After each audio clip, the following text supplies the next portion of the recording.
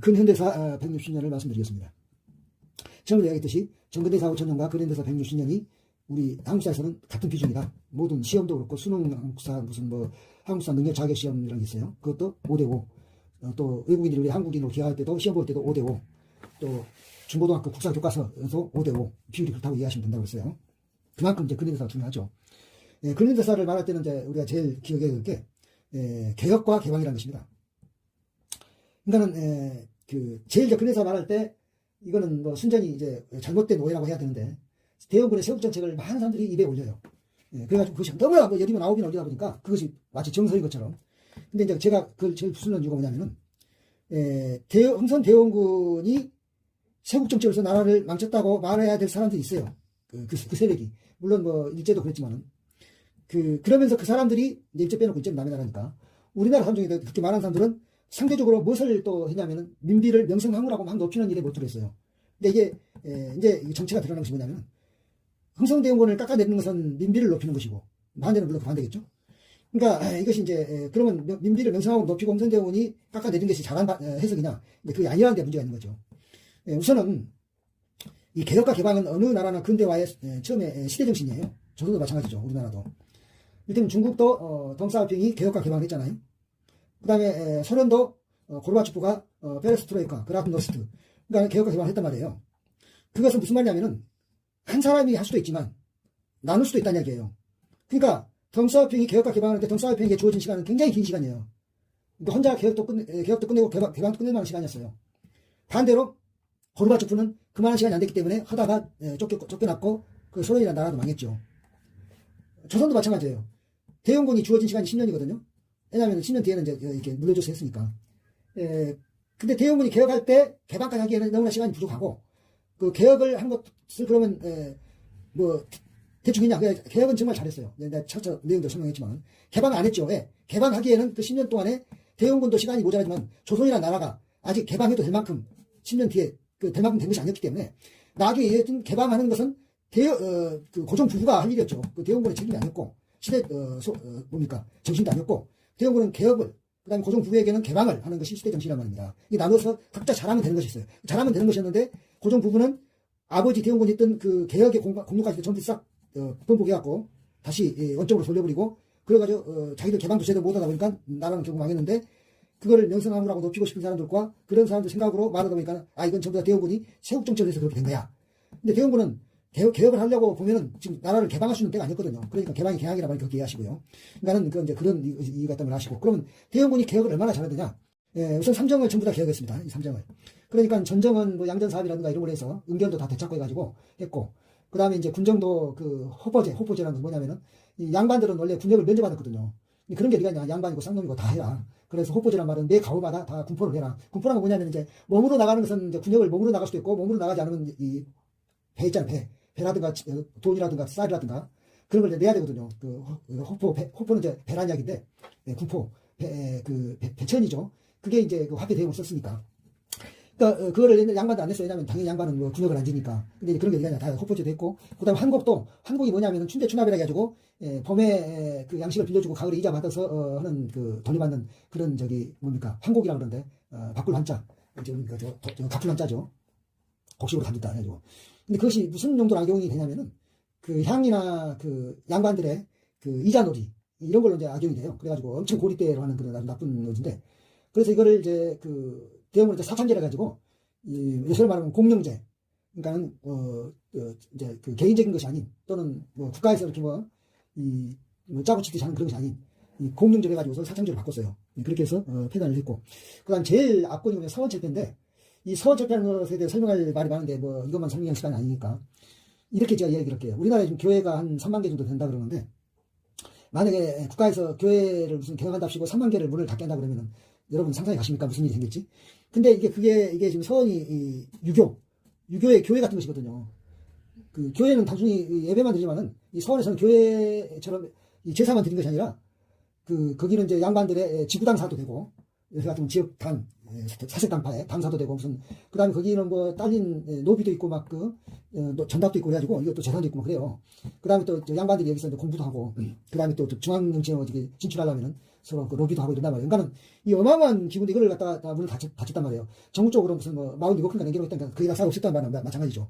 근데 이걸 할 때 양반들이 얼마나 반발을 심했겠어요. 그리고 이게 또 그 당시 조선의 국교가 유교 아닙니까? 기독교는 아무리 지금 뭐 기독교가 우리나라에 뭐 교세가 크다 해도 국교는 아니잖아요. 유교는 국교임에도 불구하고 서원 척결했어요. 그랬을 때 이 대웅군 전략 유명한 얘기 있잖아요.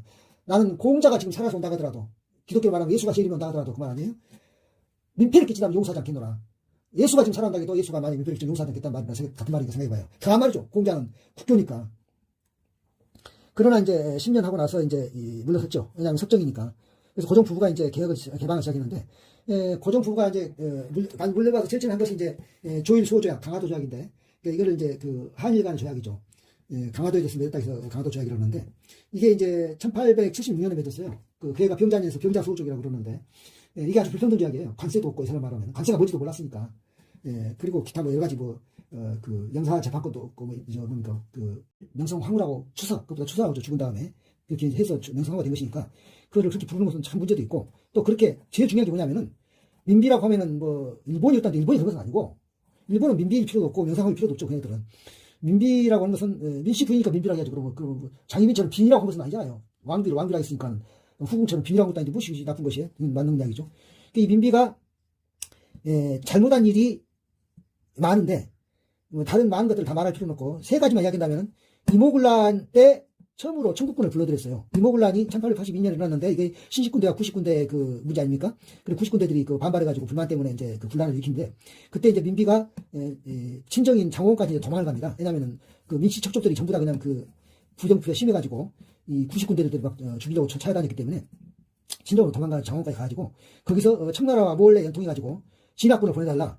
그 처음으로 이제 청나라 군대가 우리 조선에 온 거예요. 외세를 불러들인 거예요. 외국 군대를 불러들인 거예요. 자기의 그 정권 안보를 위해서. 그래 청나라 군대 가가지고서 구식군대 그거 뭐 하루아침 해장도 안 되죠. 싹 소탕해가지고 이제 뭡니까 민비가 이제 왕으로 돌아왔잖아요. 그러면 청나라 군대가 돌아갑니까? 안 돌아가죠. 올 때는 뭐 그냥 부르니까 왔지만 가라고 그냥 가겠어요. 그 원석이라고 이한스카이라고 나이도 새파게 젊은 놈이 이제 마치 그 총사령관 이제 군대 끌고 와가지고 걔가 이 경복궁 출입할 때는 칼도 차고 이렇게 심지어 말까지 타고 돌아왔다는 거 아니에요. 그 궁궐 안으로 말해서 내려서 걸어 들어온 게 아니라. 그러니까는 뭐 왕은 고종과 민비가 왕이고 왕비가 아니라 완전히 그 이한스카이가 왕이랑 마찬가지였죠. 그때부터 이미 조선은 청나라 속국이 되는 거예요. 그다음 다시 2년 뒤에 갑신정변이 일어났어요. 갑신정변이 이제 김옥진 일파가 일으킨 개화파들의 그 장변인데 이때도 또 그 고종 부부는 이제 경북에서 창덕궁으로 이제 피신했거든요. 그래가지고 거기서 민비가 다시 또 청국군을 또 부릅니다. 그때는 이제 우리나라에 이제 들어와 있었던 청국군이었으니까 시켜가지고 다시 갑신정변을 진압을 해요. 그때 이제 우리 조선에 있던 이때는 이제 3,000명이 들어왔고 이모군란 때 그 갑신정변 때 3,000명 중에서 1,500명이 빠져나갔어요. 어디로 빠져나갔냐면은 이해 그 베트남이 그 당시 이제 프랑스 식민지였는데 베트남이 이제 그 프랑스 식민지를 뭡니까 되지 않게 안 되려고 그 청나라한테 이제 이렇게 군대를 요청했어요. 그래서 이제 청불 전쟁이 베트남에서 일어난 거예요. 마치 청일전쟁에서 조선이 일어났듯이. 그때 이제 청나라 군대가 1,500명이 빠져나갔어요, 베트남으로. 그러니까 그것 때문에 사실 김옥진 일파가 갑신정변을 일으켰죠. 왜냐하면 청나라 군대가 아마 다 가거나 거의 갈 줄 알았나 봐요. 근데 이제 반만 간 건데 1,500명이 남았는데. 그래도 1,500명 반만 남았지만 그래도 그것이 갑신정변 그 개합한 뭡니까 소탕하는 데는 뭐 일도 아니죠. 그게 진압이 됐어요. 그러니까 이렇게 되면 어떻게 됩니까? 그러니까 계속 청나라가 이 간섭을 하게 되고. 근데 이때 이제 청일전쟁, 갑신정변 끝나고 나서는 청나라 군대가 그다음 일본 측도 이제 군대는 일본 측은 이제 경찰이라고 할까요? 일부 경비대만 있었죠. 그 양국군이 서로 또 하마터면 충돌할 뻔도 있고 있으니까 그 청일 간에 이제 약속을 했어요. 야, 이제 우리 양쪽이 똑같이 조선에서 철군하자. 이거 안 되겠다. 왜냐면은 우리끼리 충돌할 수 있지 않냐. 그렇게 해가지고 그 이제 텐진에서 조약을 맺었어요. 청일 간에. 그 텐진 조약인데 그렇게 하고 이제 철수했죠. 그리고 10년 뒤에 다시 이 동학혁명이 일어났는데 이때 또 불러요. 이때 다 이제 나갔는데 청일군은 민비가 떠부른단 말이에요. 진압군을. 그때 물론 이제 청나라한테 연락을 했죠. 근데 아까 말했죠. 10년 전에 텐진에서 청일 간에 텐진 조약을 맺었다고. 어떤 텐진 조약? 조선에서 똑같이 철수하고 들어올 때도 똑같이 들어온다. 또 연락해준다 서로. 그러니까 민비는 청나라에도만 연락했죠. 와서 동학군 진압해달라고. 그 청나라만 들어올 수 없잖아요. 왜냐면 텐진 조약 때문에. 그 청나라 일본에 연락했어요. 우리 지금 조선에서 요청해가지고 우리 군대 좀 파견한다. 그러니까 일본도 얼타군한테 들어오는 들어오는데 이 10년 전에 갑신정변 때 약간 일본이 청나라 군한테 좀 당했거든요. 왜냐면 수가 적으니까 군대가 아니니까 그거는 경비대니까. 그리고 할 수 없이 같이 철수는 했지만 그때 일본을 떠나면서 10년 전에 떠나면서 언젠가는 조선을 우리가 통으로 먹어야 되는데 이런 생각했겠죠. 그래가지고 10년 뒤에 이제 올 때는 청나라 군대도 물론 동학군을 진다백에서 이제 군대를 보냈지만 일본도 오히려 굉장히 이제 단단한 군대를 보내요. 왜냐하면 마음이 이제 딸려 있는 거죠. 동학혁명 진압에만 마음이 있는 것이 아니고 이번 기회에 완전히 조선을 먹어야겠다. 그래가지고 동학혁명이 이제 주로 어디서 일어났습니까? 물론 전국적이긴 하지만 호남에서 많이 일어났잖아요. 그러면 청나라 군대는 저 북쪽에서 오니까 지금 충남으로 충청도 앞바다로 온다고 치더라도 일본은 남쪽에서 오잖아요. 그러면 어디로 들어와야 돼요? 남해안으로 호남으로 들어와야 되잖아요. 그렇게 안 들어와요. 인천으로 들어와요. 인천으로 들어와가지고 호남으로 내려가는 게 아니라 경복궁 쪽으로 와요. 서울 쪽으로. 그러니까 많이 딴 데 있었던 거죠. 근데 한참 그때 이제 그렇게 양군이 들어오는데 동학혁명은 이제 혁명군 동학군 어디까지 이제 일성이냐면 전주성까지 입성을 했어요. 그럼 전주성은 왜 조선에 중요하냐면 조선 왕실 성씨가 전주 이씨 아닙니까? 전주에가 뭐가 있냐면은 전주 이씨에 저기가 있어요. 사당 같은 것들 경기전이라고 있어요. 거기 가면은 전주 이씨들에 이게 제사 지내는 그런 적이 있단 말이에요. 그러니까 수도는 아니지만 요새로 말하면 수도나 마찬가지죠. 수도는 물론 한양이지만 거기를 이제 전주성을 동학군이 들어왔기 때문에 할 수 없이 조선 왕실은 이제 가서 동학군하고 화약을 맺을 수밖에 없었어요. 그게 전주 화약이죠. 잘 맺어졌어요. 어떻게 했냐면은 패전 개혁안을 서로 무엇을 계획할까에서 정해놓고 그다음에 개혁을 정부에서 교정청이라고 하는 기구를 만들어가지고 설립해가지고 거기서 이 계획안을 한다. 그리고 동학군들은 각 지역으로 돌아가서 직강소를 들고 지방자치, 서로 말하면 지방자치를 한다. 이렇게 해가지고 합의를 해가지고 딱 패선됐어요. 1894년 그해 이제 봄에. 그러니까 이제 조선 정부에서 그랬죠. 청나라나 일본 군들에게 철수해라. 너희도 사실은 써먹으려고 불렀는데 그냥 별로 써먹을 일이 없었거든요. 이미 전주 화약이 잘 돼가지고 그냥 이제 돌아가라. 그냥 진압할 필요가 없겠다. 근데 안 돌아가죠. 안 돌아가기만 한 것이 아니라 청일 전쟁을 일으킨 거예요. 저희끼리 또. 그것도 이제 조선 땅에서. 물론 이제 뭡니까. 여동반도에서도 하게 됐지만은. 그러고 이제 한편으로는 일본군은 경복궁을 이제 점거해가지고 고종 부부를 인질로 잡고서 전주 화약 매진 내용 있잖아요. 패전 개혁안. 그거를 이제 보니까 거기 보면 여러 가지 1항, 2항, 12항까지 있다 그랬는데 그 중에 뭐가 있냐면 토지 개혁도 있었거든요. 토지 개혁은 이제 말하자면 뭐냐면 이제 땅을 다시 이제 싹 고루 분배한다는 거 아니에요? 그것은 이제 동학군에게 좋도록 된 것이니까 그것은 빼고 나머지 것은 개혁안을 이거를 왜 교정청에서 하냐? 동학군하고 협의했던 그거 하지 마라. 무시해버리고 교정청 없애버리고 새로 이제 기구를 만들고 그 다음에 친일 내각 새로 내각을 만들자. 옛날처럼 무슨 판서 이런 걸 하지 말고 이제 대신 학부 대신 이런 식으로 그렇게 해가지고 근대 행정체계를 만들고 그래서 김홍집 내각이 만들어지는데요. 김홍집이 이제 친일 내각이죠. 그래서 이 내각 거기서 개혁을 하자. 그래서 그걸 뭐라고 부르냐면 똑같은 갑오년이죠. 1894년 갑오개혁이라고 그래요. 근데 갑오개혁을 옛날에 뭐라고 말하면 갑오경장을 써요. 물론 경장이란 말이나 개혁이란 말은 같은 말이에요. 근데 이제 요새 사람은 개혁이라 알아듣기 쉽죠. 경장이란 말보다. 그냥 갑오개혁, 갑오경장을 같이 해요. 그러니까 1894년에 일어난 일은 동학혁명이 일어났고 그 다음에 갑오개혁, 그냥 그거를 갑오개혁이라 했으니까 그런가 하면 청일전쟁이 또 이에 일어났습니다. 1894년 사건이 3개가 일어났는데 그동안에 우리 이 교과서들은 그 중에서 제일 중요한 게 동학혁명인데 제일 안 중요한 것으로 뒤로 밀어놓고 갑오경장 또는 갑오개혁을 앞세우고 그다음에 청일전쟁을 이제 이렇게 뒤세우고 이렇게 했는데 그것이 이제 잘못된 거죠. 그리고 이제 이듬해에는 을미사변이 일어나가지고서 이제 민비가 이제 일본들 낭인들에게 칼제비들한테 이제 시해당하죠. 그래서 이 고종이 이제 일본이 무서우니까 궁을 버리고 경복궁을 버리고 아간 파천 러시아 공사관으로 도망갑니다. 이 도망간다는 것이 뭐냐면 조선이 망했다는 이야기죠. 이게 한 30년이에요. 대원군이 집권했을 때부터 아간 파천으로 도망갈 때까지 망할 때가 30년. 이게 30년. 그래서 물론 이것도 많은 사람들은 조선이라고 말하지만 이거 조선이 아니에요. 아니야. 이미 아간 파천 때 조선은 고종이 도망갔다는 걸로 망했던 것인데 2년 뒤에 다시 돌아와요. 돌아올 때는 경복궁으로 못 와요. 무서우니까 못 오지만은 덕수궁으로 와요. 덕수궁으로 왔다가 하면 덕수궁이나 러시아 공사관이나 거기에요. 그러니까는 그렇뿐만 아니라 이제 고종이 돌아와서 제일 먼저 한 일이 뭐냐면은 조선이랑 국호를 버린 거예요. 버리고 이제 대한제국이라고 그래요. 그 대한제국을 다른 말로 구한국이라고 해요. 그래서 구한말이라는 말이 나온 거예요. 그러니까는 러시아 공사가 도망가서 조선이 망할 때를 조선말 30년. 그 다음에 이제 구한국을 만들어가지고 이건 언제까지 하냐면 3.1년도까지 가는데 20년이에요. 그러니까 이게 구한말 20년, 조선말 30년 아시겠죠? 그 대한제국을 만들었고 그래서 이제 대한제국을 만들면서 자기가 이제 스스로 황제라 그래요. 광무 1년, 1897년. 그리고 아까 말했잖아요. 2년 전에 돌아가신 이제 민비를 명성황후라고 이제 추서를 해요. 그래서 이제 그런데 사실은 이제 그때 참 아까운 조직이 있는데 독립협회, 서대필의 독립협회가 있는데 이 독립협회는 누구로부터 독립이냐면 청나라로부터의 독립이거든요. 왜냐하면 아직 일제가 우리 저기 한 거 아닙니다. 그건 뒤에 이야기니까. 청나라로부터 독립이니까 그래서 이제 서대문에 영어문이라고 있는데 영어는 뭐냐면은 영은 환영한다는 영자고 은은 중국의 은혜란 말이에요.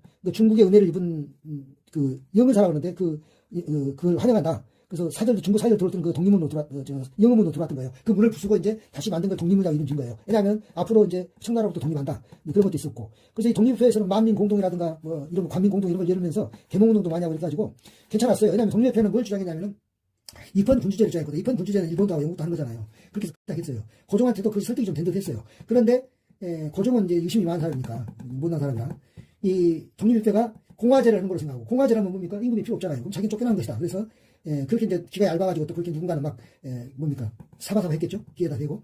그래서 이 독립협회를 해산을 시켜버려요.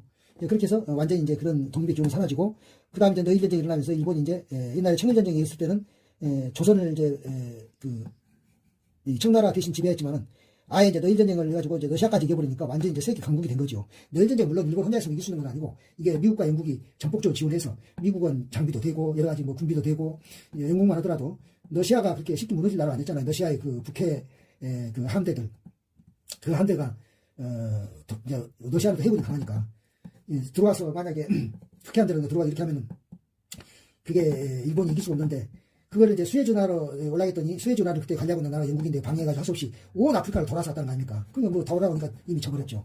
그때 이제 그 독도 우리 동해안에서 이제 깨진 거죠. 그때 일본이 요새 독도에 읽고 말하는 말이 너희들 때 승리하면서 뭐 지구들이 이제 지금 영토처럼 생각한다 뭐 그런 마음을 이어가는 건데 뭐 그건 별 중요한 얘기는 아니고요. 말도 안 되는 것이고. 이토 히로부미가 이런 모든 일인데 이토 히로부미는 지금으로 말하자면 초대 총리라고 이해하시면 돼요. 그러니까 총리제를 입헌 군주제를 하고 최초로 이제 그 총리가 된 사람. 그때는 이제 그 대신이죠. 총리 대신. 이토 히로부미가 이제 그 을사늑약을 맺고 자기가 통감부가 됐잖아요. 조선 통감이.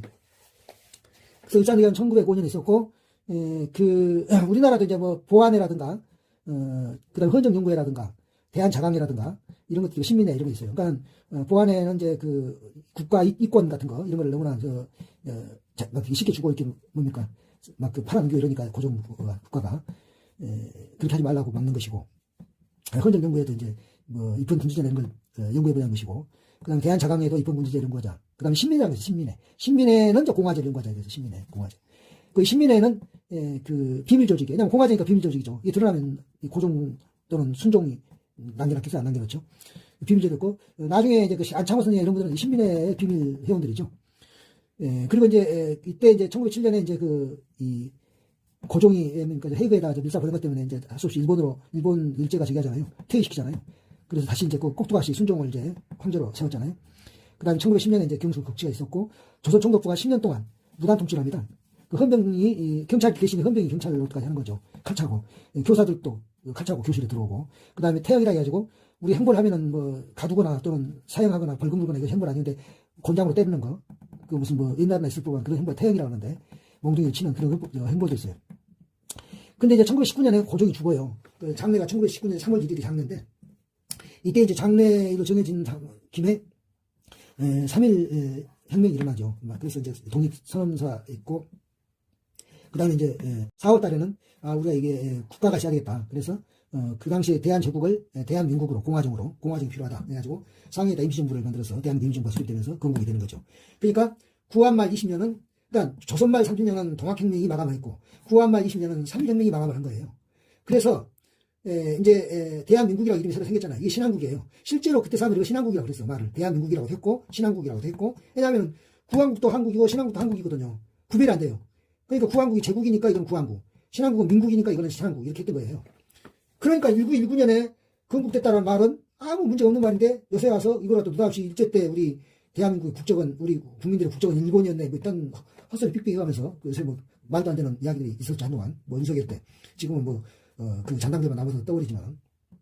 그래서 1919년 이걸 저는 뭐냐면은, 그러니까 이제 앞으로는 1919년 건국이네, 1948년 건국이네 이런 말을 하지 말고, 이제 그런 말을 하지 말고, 그냥 이제 그 입씨름 하지 말고, 이것 아니면 이것이다, 이것 아니면 이것이다, 이렇게 서로 이렇게 하지 말고, 나처럼 이렇게 하라니까요. 대한민국 1세대, 대한민국 2세대, 대한민국 3세대, 그러니까 대한민국 1.0, 대한민국 원지, 대한민국 2.0, 대한민국 2G, 대한민국 3.0, 대한민국 3G, 이렇게 하라고요. 1세대, 2세대, 3세대. 그러니까 1919년 대한민국 건국이 1세대 1.0이다 이거예요. 그래야 이때는 뭐냐면 이제 20년대, 그러니까 1919년 3.1 혁명이 일어나고 이제 나라가 만들어지니까 이제 20년대부터는 우리 국내에 이제 무장투쟁이 막 있는 거죠. 홍범도라든가 김자진의 그 항일 무장투쟁으로 시작해서 뭐 만주에서도 뭐 국내에서도 그렇지만 많은 그 무장투쟁이 있었죠.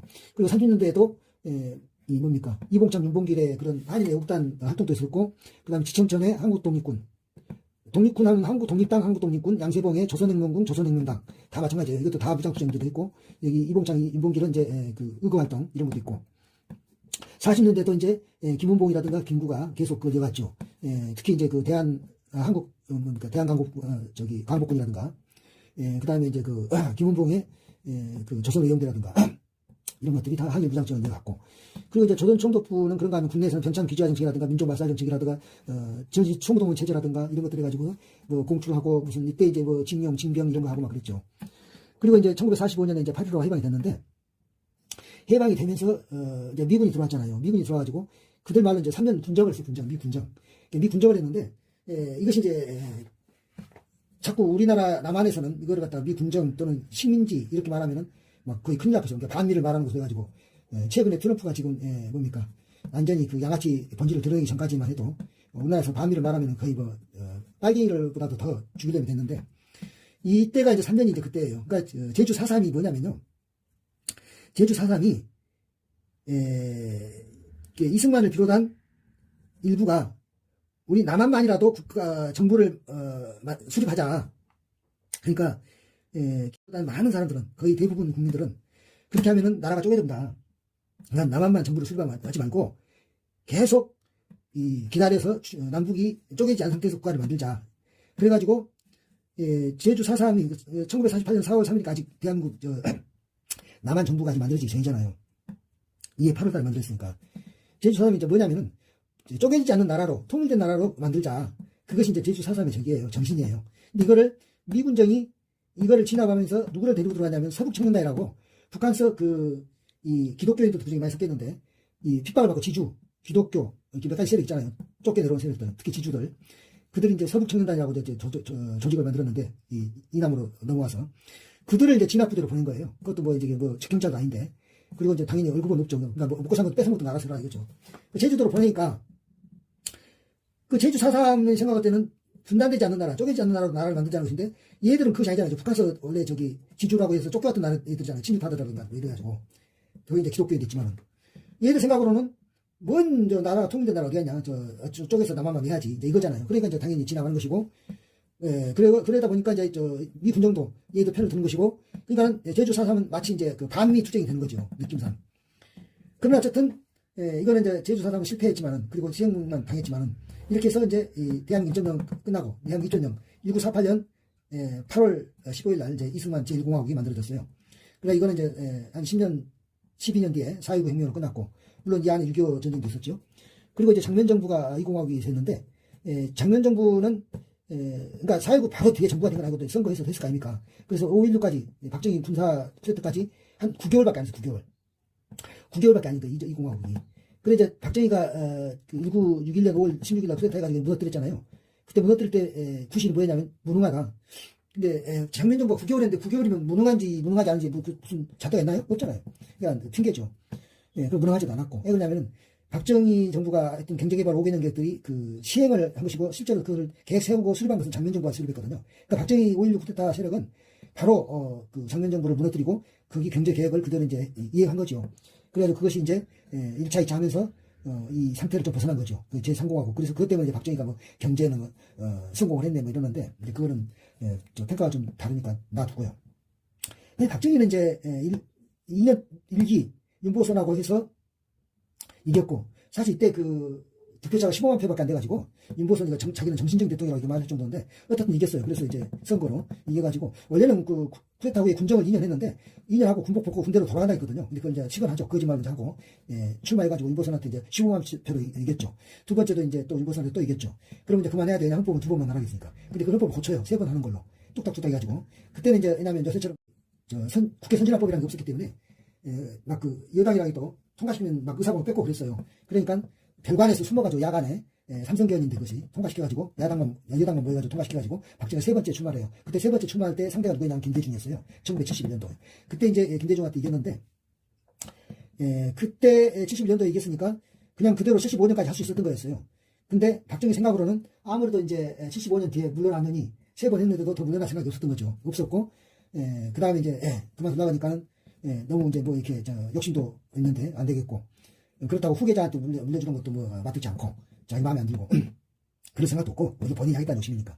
그래서 75년까지 할 수 있는데, 그 다음에 물러난 것이 안 될 것 같아서, 물러난 것이 너무나 아쉬워서, 아예, 기다리지 않고 1972년도에 유신헌 독재 헌법을 만듭니다. 친일 쿠데타를 이렇게 하죠. 윤석열처럼. 윤석열은 좀, 이 현행법이 그렇게 할 수 없는 것을, 그 다음에 윤석열은 또 뭔가, 준비가 제대로 안 된 거, 특히나, 지금 깨어있는 지체혁명이나 이런 세력에 어울리지 않는 짓을 했었지만, 이 박정희 친일 쿠데타는 성공을 한 거죠, 유신독재. 그러니까 성공했으나 마나, 박정희는 72년에 고쳐가지고, 75년까지 할 수 있는 거를 그냥 3년 포기하고 미리 고쳐가지고, 그래봤자 79년도에 암살당했는데, 75년까지 그냥 하고 물러났으면 한 4년 뒤인데, 죽었던 것이. 그러니까 4년 더 해먹자고, 유신헌법 독재헌법 만든 것이 마찬가지예요. 그래서 이제, 김정일한테 암살당했잖아요. 근데 이 유신독재 시대를 제4공화국이라고 그래요. 똑같은 박정희인데. 왜 그러냐면은, 여기 유신독재 시대에는 박정희만 들어있는 게 아니라 최규하도 들어가 있고, 전두환도 여기 들어가 있어요. 몇 년씩 들어가 있지만은. 그래서 이거를 이제 따로 제4공화국, 4공화국이라고 불러요. 그리고 이제 제5공화국은 이제 전두환이가 이제 만든 이제 헌법. 이게 제5공화국인데, 그러니까 이 제4공화국 때 이제 박정희 죽고 한 40일 정도 지나서, 4, 50일 지나서, 신군부 쿠데타, 전두환 노태우가 일으킨, 12.12 사태라는 게 일어나고, 그 다음에 또한 박정희 죽고 나서 7달 정도 지나서 강주 5.18 일어나고, 강주 민주화운동 일어나고, 이게 다 전두환이가 일으킨 짓인데, 이게 이때 헌법이 전부 유신헌법이에요. 이때 만든 유신헌법. 그러니까 이게 사공화국이고 유신시대죠. 그러니까 강주 5.18 운동은 그때 살아있는 전두환에 대한 운동이기도 하지만 이 박정희가 만들어 놓고 죽은 유신헌법에 대한 반대 운동이에요. 그러니까 그런 헌법 필요 없다 이거죠. 근데 어쨌든 이 5.18이 이제 실패해가지고 전두환이가 이제 집권해가지고 제5공화국 헌법을 만들었어요. 그러니까 이 5공화국 헌법은 유신 독재 헌법하고 비슷한데 약간 이제 차이는 있어요. 조금 왜냐면 똑같이 해서는 안 되잖아요. 유신헌법이 지금 망했는데 그대로 하면 되겠어요. 근데 몇 가지 모양을 약간 달렸는데 그래도 체육관에서 뽑는 거는 똑같아요. 체육관에서 뽑는 거는. 그러니까 안 되잖아요. 체육관에서 뽑으면은. 직접 선거가 아니니까. 그래서 이거를 이제 어떤 전두환은 그 대신에 한 가지 특징이 뭐냐면 자기는 박정희처럼 죽을 때까지 하려고 했던 건 아니고 7년만 하겠다. 7년. 그러면 이제 유신헌법을 한 1년 해본가 해서 8년 하잖아요. 8년 하면 이거 해먹고 해먹는 거 아니겠어. 이제 7년만 하겠다고 했고 이 헌법에 약속했고 그걸 이제 지켰어요. 지켰는데 말기에 문제는 뭐냐면은 7년도 물론 길고 그렇지만 문제는 대통령을 체육관에서 뽑는 것이 안 되잖아. 이걸 안 된다. 이렇게 하면 안 된다. 직선제를 해야 한다. 그래가지고 1987년 6월 10일 날 항쟁이 일어나가지고 이제 성공했죠. 그래서 이제 직선제법을 만들었는데 왜냐면 그 전에 전두환이가 직선제 그법 받아들이겠다. 체육관에 뽑는 대로 그대로 하겠다고 고집을 했거든요. 호원 조치를 해가지고 헌법 개헌 반대했거든요. 근데 이제 60항쟁이 이제 성공해가지고 개헌을 하게 됐죠. 그래가지고 지금의 헌법 제6공화국 헌법이 만들어졌는데 그거에 대해 선거를 이제 그때 이제 전두환 집권 관련해 해가지고 이 노태우 정부가 이제 나왔어요. 나왔는데 뭡니까 제6공화국이 수립이 됐는데 이거를 대한민국 3.0으로 제가 구분합니다. 왜냐하면 여기는 독재 시대들이고 독재 시대, 이승만 독재, 박정희 독재, 전두환 독재. 그렇게 하고 이 독재 시대를 마감한 것이 6월 항쟁이에요. 물론 이 4.19도 있고 여기 5.18도 있고 하죠. 그렇지만 결국 6월 항쟁이 마감시킨 거죠. 그래서 이제 새로운 제6공화국 시대가 됐고 그 다음에 이걸 이제 제3세대 또 그러니까 제1공화국이 한 40년 저 제2공화국이라 했다. 저기 대한민국 1.0이 30년 대한민국 2.0이 40년 대한민국 3.0이 또 40년입니다. 지금 왜냐하면 제6공화국 출범부터 지금까지가 물론 정확하게 40년 아니죠. 지금 37년인가요? 근데 앞으로 7공화국 헌법을 만든다 그러면은 뭐 오늘 만들 건 아니니까 이게 한 40년 되는 거죠. 여기서도 이제 몇 가지 특징이 있는데 노태우는 이제 노태우가 뭐 군사 쿠데타를 겪고 또 부정부패 했고 이런 것은 내두고 왜냐면 그거는 다 아는 얘기니까 노태우가 잘한 것이 북방 정책을 했어요. 이 북방 시에 잘한 것이냐면 이때 전까지는 우리나라가 이 무역을 하더라도 서방 진영화만 했어요. 그러니까 요새 말 공산국가하고 무역을 하지 않았죠. 그러니까 한계가 있죠. 시장이 좁죠. 근데 노태우가 이제 중국이나 러시아 같은 소련이라고 그러는데 이 다 수교를 했거든요. 그래서 이제 김영삼이도 베트남하고도 수교하고 다른 동유럽의 공산국가가 수교하고 이렇게 해가지고 우리나라가 완전히 이제 이 동서 진영을 전부 다 개방을 했어요. 그리고 이때 이제 서울올림픽이 있었고, 그 다음에 이제, 501 특검이라든가, 특검이 아니라 저기 특위, 청문회, 강주 특위, 그 다음에 언론 탄압 특위, 이런 거 3개 특위가 있었어요. 지금은 3개 특검이 있죠? 윤석열 특검, 김건희 특검, 최상병 특검. 3특위 있었고, 이때도 3특위 있었는데, 강주 특위, 그 다음에 50 특위, 그 다음에 언론 특위, 이렇게 3개 특위가 있었어요. 이것도 그러니까 처음 있는 일이죠. 이렇게 하면서 이제 노태우 정부가 이제 쭉 이어오고 김영삼 정부가 다시 이어가지고 금융실명제를 했던 것이 김영삼 정부의 업적이고 그러나 IMF 환란을 맞이했던 것은 김영삼 정부의 실정이 되겠죠. 그다음 김대중 노무현이 오면서 평화적 정권교체, 그다음에 특히 이제 김대중에게는 IT 인프라를 한 것이라든지 이런 것이 이제 큰 공로고, 그다음에 이명박 박근혜 때 와서 윤석열까지 탄핵을 했는데 이때 이제 촛불혁명과 비체혁명이 있고, 그다음에 이재명이 이제 올해 6월 4일에 취임하면서 내라 특검, 윤석열 특검, 김건희 특검, 최강욱 특검 이렇게 세 개의 특검이 지금 현재